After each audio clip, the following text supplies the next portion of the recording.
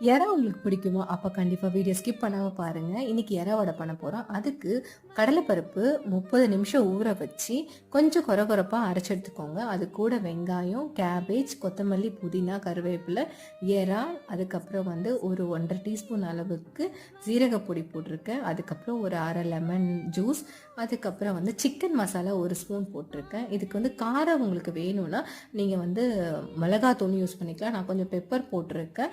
அது கூட இஞ்சி பூண்டு பேஸ்ட் இது எல்லாத்தையும் போட்டு நீங்கள் உப்பு தேவையான அளவு போட்டு நல்லா வந்து நீங்கள் வடை தட்டுற மாதிரி பிசைஞ்சு எடுத்துக்கோங்க. அதுக்கப்புறம் வடை மாதிரி தட்டி எடுத்துக்கோங்க. இது கூட வந்து சைட் டிஷ் நான் என்ன பண்ணியிருந்தேன்னா மயோனைஸ் தான் பண்ணியிருந்தேன். மயோனைஸ் எப்படி பண்ணுறதுனா ரொம்ப சிம்பிளாக 2 அவிச்ச முட்டை, அது கூட கொஞ்சம் ரீஃபைண்ட் ஆயிலில் ஒரு 4 பல்லு பூண்டு, உப்பு, பெப்பர் இதெல்லாம் நல்லா தண்ணி விட்டு நல்லா வந்து நல்லா சாஃப்டாக அரைச்சி எடுத்துக்கோங்க. சூப்பராக இருக்கும். வீட்டில் ட்ரை பண்ணி பாருங்கள். பாய்.